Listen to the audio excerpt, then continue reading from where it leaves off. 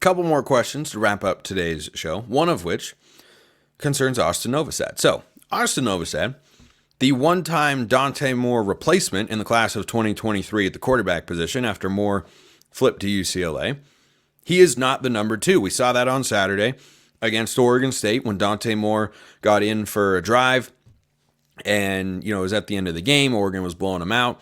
And Dante Moore was 3 of 3 throwing the ball for 50 yards. And I'll talk about more, 15 yards, just to be clear.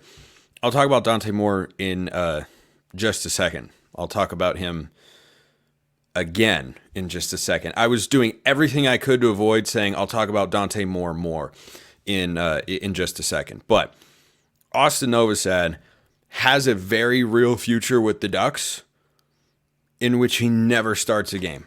It's possible. He's a number 3 guy, would have been number 2 if Dante Moore hadn't transferred in, but alas he did. And whenever this season comes to a close, which hopefully is on like January 8th, 9th, whenever the national championship ends, there will be plenty of off-season topics to discuss here on the show. And one of them primarily will be, what's the quarterback situation? Is it Dante Moore? Is it a battle? I'm sure Dan Lanning will get asked about it every way to Sunday, and he will just mentally tear his hair out that he has to answer questions about it at all. He had a few comments at a press conference the other day where he said, yeah, I mean, that's for those guys, not for you guys to know. And by the way, I have no problem with him saying that. I've asked Dan Lanning questions before. I think he gives answers in a way that he feels, satisfies his job requirement and benefits the program, and he's not going to do anything else. And that's all that I care about. Like every now and then, you see people that might say, oh man, why is he being so short? Or why is he doing this? I'm like, I don't care. I want Dan Lanning to win football games. Whether or not he gives great, loquacious answers does not affect me in the slightest. I can create content for you guys either way. That's my job. His job is to win football games. And so far, he's doing that, which is a great thing to see. So for Austin Novosad, we saw in the spring game, he was the most surprising standout player to me. He had a bad interception, but man, he made some special throws. So did Dante Moore. Dante Moore looked really good. Both guys threw a ball that Terrence Ferguson should have caught and just dropped. Pretty sure Tiefer got one of the drops. I know he did on one of Novosad's throws. It was a tough catch, but still one that Tiefer, I'm sure, expects to make. But Novosad was zipping the ball. He was making reads. Ball was on time, on target, good delivery. He looks like he's bulked up. This is a guy who can be a starting quarterback at the college level. I don't have any doubts about that. Will we see him play in a game this year? Probably not. Does that make it hard for Oregon coaches to, give him a real opportunity to be their starting quarterback? Not really, because they see him in practice. It's hard for us to conceptualize the idea of him starting as Oregon's quarterback one day. But I think for Novosad, he's got to just put his head down, get to work, and hope the coaching staff goes into spring camp with an open mind. With the idea of, hey, we believe Dante Moore is going to be the starter, but we're going to give Austin Novosad a shot. If you ask me right now, where would I place my money if I had to, or if I was allowed to, on where Oregon will be at the quarterback position next year, I'd bet on Dante Moore. That's the most likely outcome. It's certainly not the only outcome, though, because you saw Novosad look really good. It just might be a case of the quarterback room was too crowded. We see why Dylan Gabriel's a starter.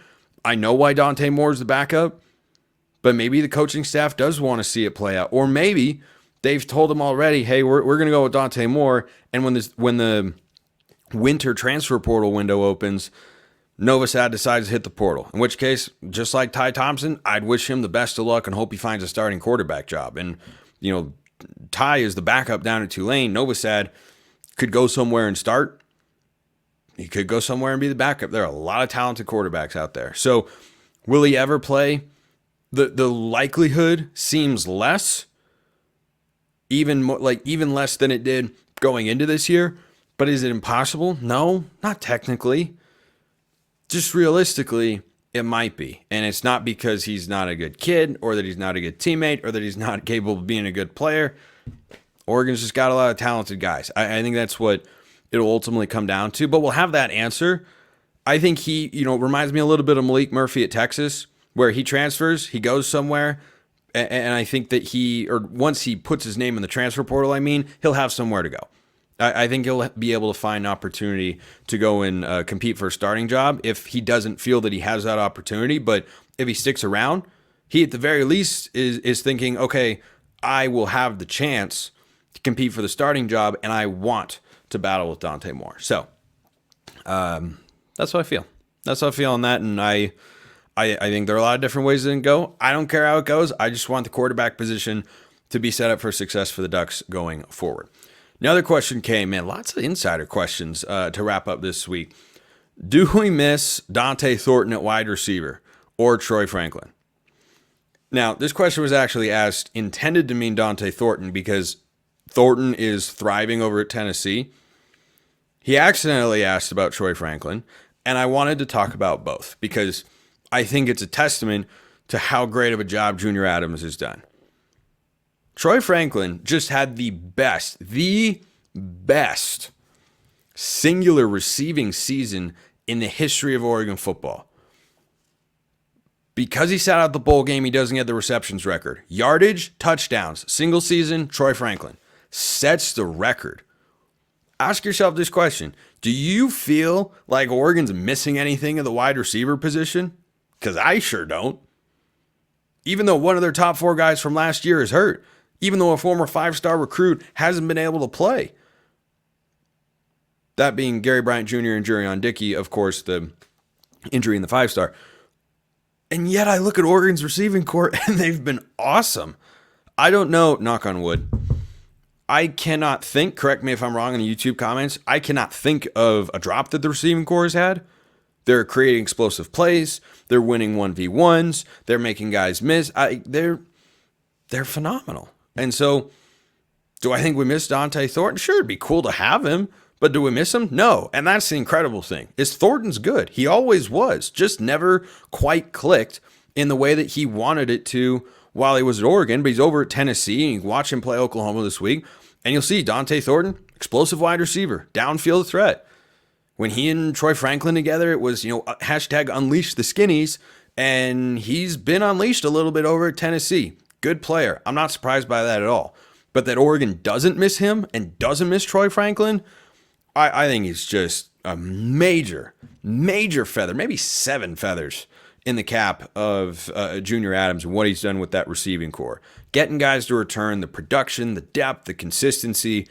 I feel like they're always supporting Dillon Gabriel in every way that they can. And that there are not a lot of position groups. Like losing Troy Franklin at the wide receiver spot, the equivalent on the perimeter of losing Jackson Powers Johnson at center. We saw a drop-off along the offensive line, at least for the first couple of games. No drop-off at receiver. That's pretty incredible stuff. Evan Stewart turns out very talented guy. Last question on the quarterback front. Would Oregon win the Natty if Justin Herbert was at quarterback? Well, 2 questions. First of all, why can't they do it with Dillon Gabriel at quarterback? What have you seen to make you think that he can't lead Oregon there? And then number 2, which Justin Herbert are we talking about? Because the college Justin Herbert and the NFL Justin Herbert, they are the opposite of the Spider-Man meme. That's like Spider-Man pointing at Batman. That's not the same guy. Now, if you put Herbert in Will Stein's offense, yeah, you'd have a higher ceiling than what you have with Gabriel. Would it radically shift to where, Oregon's national title odds would be different? No, I don't think so. Because as I've said all offseason, you can win a national championship with Dillon Gabriel quarterback. He's efficient. He's effective.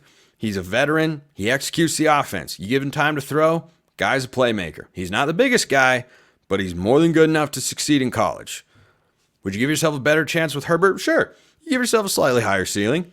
Just like it was a higher ceiling offense with Bo Nix, and that's fine, but it's an interesting hypothetical. I don't think it would change dramatically if you had Herbert in there. But again, college Herbert, NFL Herbert, these were 2 different guys, and I'm glad he's gotten better. I'm glad he's got a real coach, and I hope the Chargers, if not the Seahawks, win the Super Bowl this year. Thanks for making this your first listen. Go make Locked On College Football your second. I host, giving you the biggest stories in the greatest sport on planet Earth, which is in full swing. No Oregon games this weekend, but plenty of other college games to be aware of. Appreciate everyone listening. I'll see you next time. Have a wonderful rest of your day, and go Ducks.